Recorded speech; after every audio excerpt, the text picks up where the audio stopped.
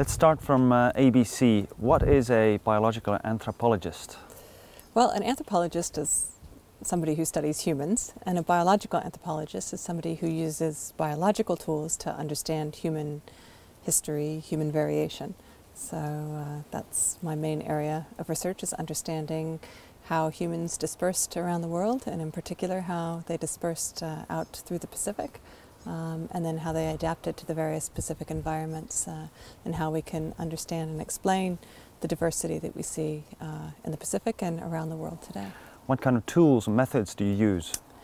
I really focus primarily on molecular anthropology, so I study DNA variation in people and in the plants and the animals that people carried with them, and using that to try to track migration and dispersal.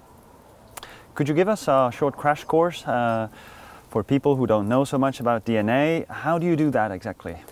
Well, we have DNA in every cell in our body, so just by taking a cheek swab, just a bit of a paper on a stick, we can remove some of the cells from the inside of the mouth, and then we can take that sample back to the laboratory and extract the cells from the paper, burst the cells, and inside those cells we have DNA. And generally we're interested in a particular type of the DNA that's called mitochondrial DNA, and that's DNA that is inherited solely from the maternal line. When most people think about DNA, they think about what we call nuclear DNA, the DNA that you inherit from both of your parents. You get 50% from your mother, 50% from your father, and it recombines and forms a unique combination of the DNA that makes every person unique. But we also have this mitochondrial DNA, is another type of DNA that's in the cell, and that is passed down strictly through the maternal line. So a mother passes down her exact copy of her mitochondrial DNA to all of her children, and then her daughters will pass that on to their children. And so it gives us a very nice way to track history of population movements. And so that tells us about, as I say, the maternal history, the history of the females, and we have a male equivalent, really, that is DNA that's on the Y chromosome, which only males have, and part of that Y chromosome DNA just gets passed down from fathers to their sons in an exact copy. And so by looking at the mitochondrial DNA histories and the Y chromosome histories, we can reconstruct the history of the population and the movement of the population through time and across space. If we were, for instance, to take my swab right now, how far back could we look? Well, what it really tells you about is deep history. We can track, ultimately we can track everybody's DNA back to those original Africans who migrated out of Africa. But through time, every so often a mutation will occur, a change in the DNA sequence, and then that gets passed down through all subsequent generations. So we could probably trace your DNA back tens of thousands of years, you know, through various points in time. But as I say, ultimately back 100,000 years to Africa. You're studying migration and tracking ancestry, but your personal background is also a very good study case, let's put it like this. Tell us about that. I always say to my students, you know, I'm a good example of how complicated human history is, in the sense that I'm living here in New Zealand and I'm speaking English. I'm not speaking Maori, or the traditional language of New Zealand, and you look at me physically, my characteristics are typically non-Pacific, but I was born in Hawaii. But my name, Matisoo, is Estonian name. My DNA has connections back to Northern Asian ancestry. So, you know, and I'm speaking English with an American accent. And so this tells you something about the complex history of my own personal history. So what language I'm speaking, what my physical characteristics and what my DNA might say, give very different aspects that really are all one history of a person. And so, you know, most people have histories like this. Humans, you know, the language of love is universal, and people move. And so that's what interests me as an anthropologist. And And I suppose what makes me slightly different from just a geneticist is that I'm interested in all of those histories and all of those stories and how they come together, and how, you know, the DNA, what the DNA tells us, but what that tells us in relationship to the language and the physical characteristics and the history of the population. How did you personally end up in this field? I guess I've always been interested in history. I've always been interested in my own personal history and family histories. I grew up traveling. My father was in the Navy, and so we traveled around the world, so I was always experiencing different cultures. My mother was an anthropologist, and so that was always part of our general family discussions. And when I moved to the Pacific, I met a New Zealand man when I was traveling around Europe, and we decided to come back home to New Zealand, to his home, and it was an opportunity to apply my interests of anthropology and history and biology to a very important question, which was understanding the settlement of the Pacific, and this is really the best place for me to be doing that. Rephrasing the same question, why is biological anthropology fun for you? Well, biological anthropology is a fascinating field. It's a very complicated field, but it's using the latest technology, producing what I really craved in anthropology was real data, something that you could analyze. But it also allows me to do field work in very interesting places and working with interesting people and experiencing different cultures. So it brings all of those things together, technology with anthropology, and I get to live and work in the Pacific, which is fantastic. During these 20-odd years that you've been involved with this, how has this field changed? I mean, technologically. Technologically, the field has it changes so quickly, and each one of those changes have a huge impact on what kinds of questions we can address and what kind of information we can get. So just the development of the technology called PCR, or the polymerase chain reaction, was something that allowed us to actually amplify large amounts of DNA from very, very small cheek swab samples. The development of ancient DNA, we can now get DNA out of archaeological remains of bones, for example. And just in the last few years, a new development, what they call next generation sequencing, has really improved produced new opportunities for getting DNA, particularly out of ancient remains. And for example, they've been using this technology to get DNA from Neanderthal remains. One of our situations in the Pacific is that the material may not be very, very old. In particular, in Polynesia, we're only talking 1,000 or a few thousand years old. But the conditions that we have here for DNA preservation of ancient DNA are very, very bad. The warm and wet conditions are very bad for preservation. So being able to use this new technology allows us to get at DNA that's very damaged in archaeological remains from the Pacific, which, as I say, may not be as old as they are in Europe, but the conditions mean that the DNA is equally damaged. How significant a development or a change was it when scientists started to be able to extract ancient DNA or look at ancient DNA? Ancient DNA really made the whole field of what we call molecular archaeology possible.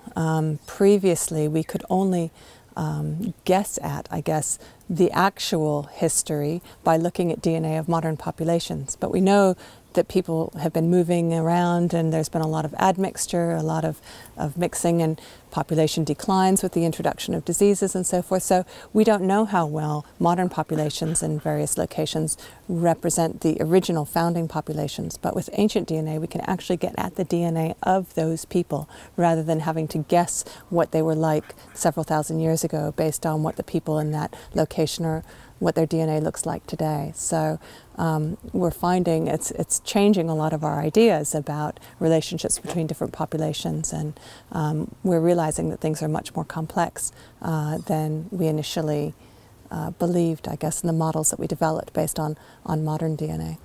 So moving on to your specific field of work, what is it that you're focused on? My main area of research is, say, understanding the settlement of the Pacific and understanding that process of settlement. The Pacific is fascinating for understanding human evolution and human adaptation, because we have some of the very earliest out of Africa migrations of people arriving in New Guinea and Australia about 50,000 years ago.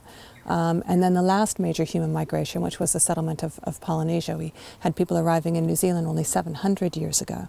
So it gives us those two extremes in terms of human dispersal.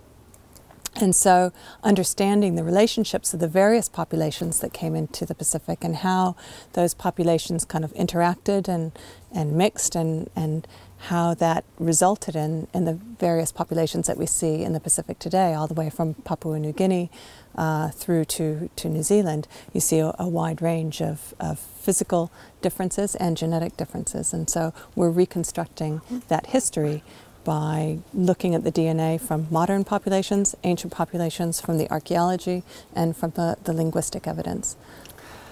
For someone coming from Europe, it's surprising to hear that New Zealand was first settled some 700 years ago only. How much, and that has been established, but I understand that there's quite a lot of debate, or was just up until recently quite a lot of debate, where did the first settlers come from exactly? And this is what you've been able to answer. The question of the origins of the Maori, certainly that was the question that I was first driven to kind of try to understand when I started doing my PhD research. And we used, I guess, a novel method for trying to understand that by looking at the DNA of one of the animals that the Maori brought with them in their colonizing canoes, and that was the Pacific rat, or Rattus excellens, which is a very different rat from the European rats that most people think of. This is a bush rat, it's a vegetarian rat, and it isn't associated with the disease and filth that most Europeans associate with rodents. But it was a bit of a traveling companion. The Maori oral traditions talk about the intentional placement of this animal in the canoes, and it was also a food item. And so they actually ate rat? They actually ate rat, and I've tried it, and it tastes like chicken. It's you know, it's a different kind of protein. Most of the food that was available was seafood in Pacific, and it was a food that that would always be there. Once rats were introduced, they would establish where some of the other animals that people brought with them, pigs and dogs, might not successfully establish, might compete with humans for food resources. They would have to be fed. The rats could go off and fend for themselves, but would always be there in case they needed food in a crisis situation. But also in New Zealand, we know that the rat was a high status food item for many of the groups, and it was reserved for chiefs or for visitors, and it played a very different, as I say, different role in Polynesian culture than it does in European culture. So, so we looked at the mitochondrial DNA of these rats, and we were able to trace the New Zealand kiore, as they're known here in Maori, the DNA of these rats back to both Tahiti and the Cook Islands, which, interestingly, both places were mentioned in oral traditions of being the starting place for the canoes that came to New Zealand. So that fits with the oral tradition? It does fit with the oral tradition, and our data indicated that there were multiple introductions to New Zealand, so there were multiple canoes that came here again, which fits very nicely with oral traditions. Why is the Pacific rat such a good object for you to study? Well, the Pacific rat is the one animal that people carried with them that made it to all locations that the Polynesians and their ancestors settled. We find their remains in the earliest archaeological sites throughout the Pacific. They were an important food item, so they are in the ancient rubbish remains from archaeological sites. And so we have, and they don't interbreed with the European rats. They're different species. So the populations of the rats of the Pacific rats that are living on the islands today are the direct descendants of the original rats that were introduced. So we can look at the modern DNA, and we can look at the ancient DNA from the archaeological remains, and use that to track the origins of the canoes that brought them. They're also, they have a much shorter generation span than humans, so many more generations in the short time that we're talking about in terms of the settlement of the Pacific, so the opportunity for more mutations or changes to occur that would allow us to track particular lineages, more generations, yeah. Is it true that on some islands you've been dubbed as the rat lady? Yes, yes, it's true. People think it seems pretty strange that I arrive and ask if I can trap rats in their gardens, but once we start talking to them and explaining what it is that we're doing and why we're doing it, then they understand. But it's true, I have been referred to as the rat lady. So how many rats have you had to catch for your research? I've caught thousands of rats. I still don't like catching them in my own house, my own gardens, but I have caught and dissected thousands of rats, I would say, over the last 20 years. So if you, when you catch them, you dissect them?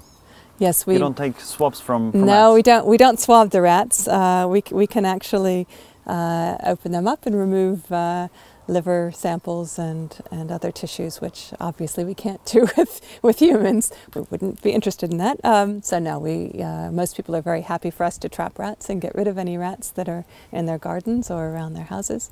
And so...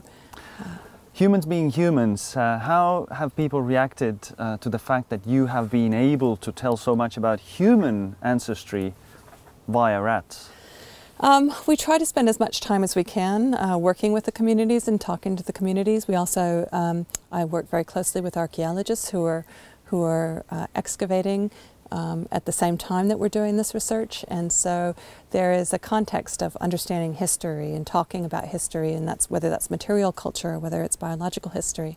And so we found that you know, after a while, people, when we've been able to talk about why we're doing this and explain it to people, they understand, they become very interested, and as a result, in many cases, that's moved on to people asking for us to actually study their DNA. So by studying the DNA of the animals and studying the prehistory, it's, I think, made people more comfortable with what we're doing, and they are understanding that, and then they actually want to participate themselves. And so now we're getting samples of the humans themselves, and often of the ancient samples as well.